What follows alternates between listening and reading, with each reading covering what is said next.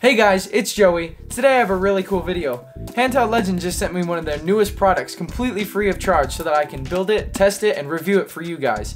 If you like what you see in the video, you can check the affiliate link below and you can buy this product for yourself. I even have a discount code and it'll be down there for your use. Thank you and please enjoy.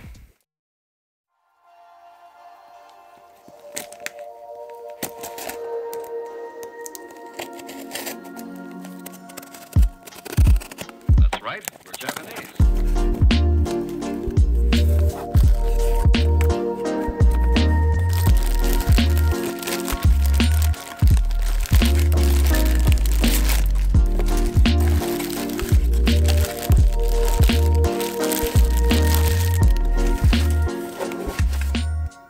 First up, we have the shells and buttons.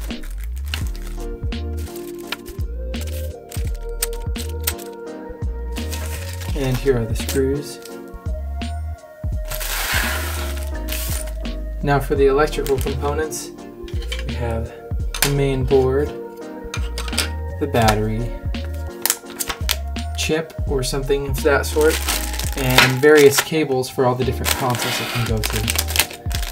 We got the USBC standard, and then we have USBC GameCube and USBC to Super Nintendo.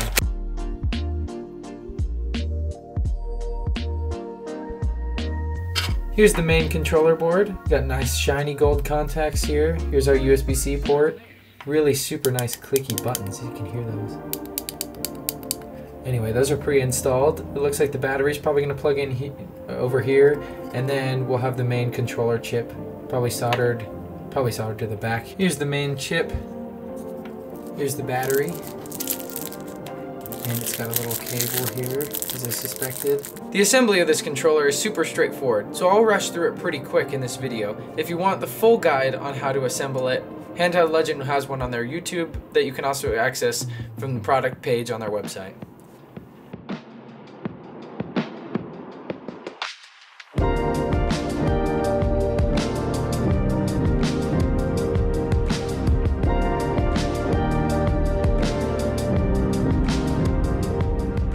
This firmware flashing part is super straightforward and I'm not going to bore you with it. It's in the description below for the written guide. It's real easy.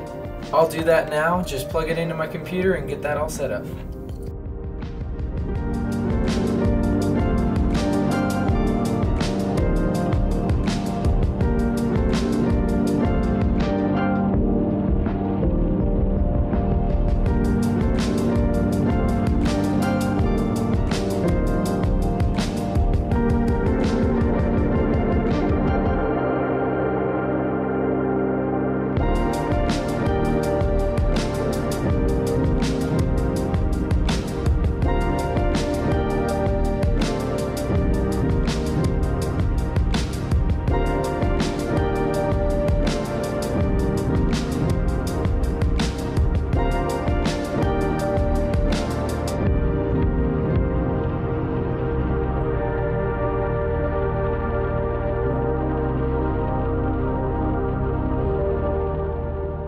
Here's the completed product.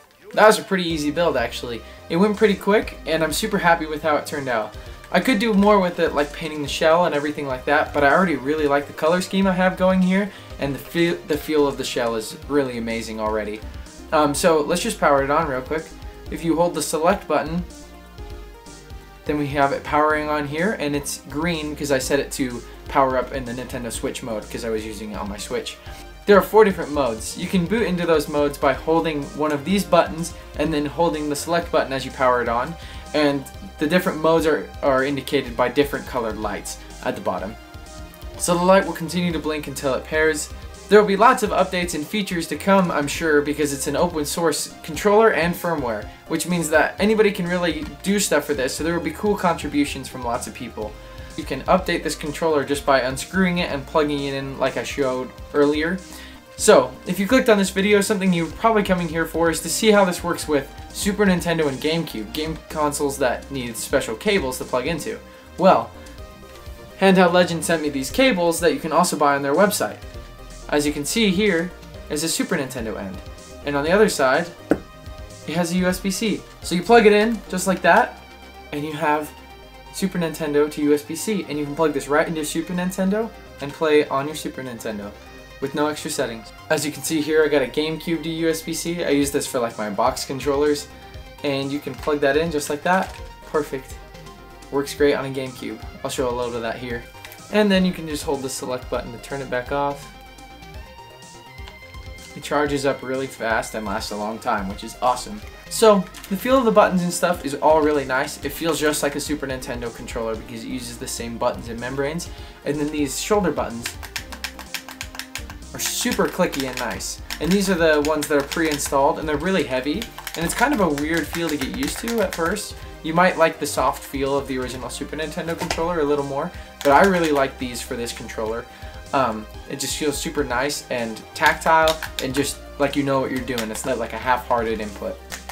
I love this controller. It's definitely one that I'm going to keep around as just a pick up and play controller that I can have for any of my consoles. What's so nice about it is that I can keep it as like my Super Nintendo controller, but if I want to play something on, you know, Nintendo Switch Online that I don't have on my Super Nintendo, I can just take my same controller and pair it to my Switch Bluetooth, which is awesome to not have to deal with like a ton of controllers. And then I can use it on GameCube, especially because the GameCube D-pad is terrible, and this is awesome. This will be a really nice feel for certain games. It's just a really cool option for something to have for multiple consoles that's super customizable and personalized to whatever you like. I would definitely recommend picking up one of these controller kits. I'm even considering buying a Senget one to customize and have for a player too if someone ever wants to play with me. It's just a super nice controller, and it makes my retro setup a lot more minimalist when I'm trying to do stuff between Super Nintendo and Nintendo Switch and GameCube, and especially with PC, because this is a great controller that I can use wireless or wired with my PC for any retro games that I may want to mod or emulate, something along those lines. It will be a perfect controller for something like that, and I've been looking for something just like this. Thanks for watching, and a big thanks to handheldlegend for sending me this kit to build and review for you guys. Make sure to check out their channel and their website, and make sure to check out my channel because I'll have lots more good stuff coming this summer. See you guys.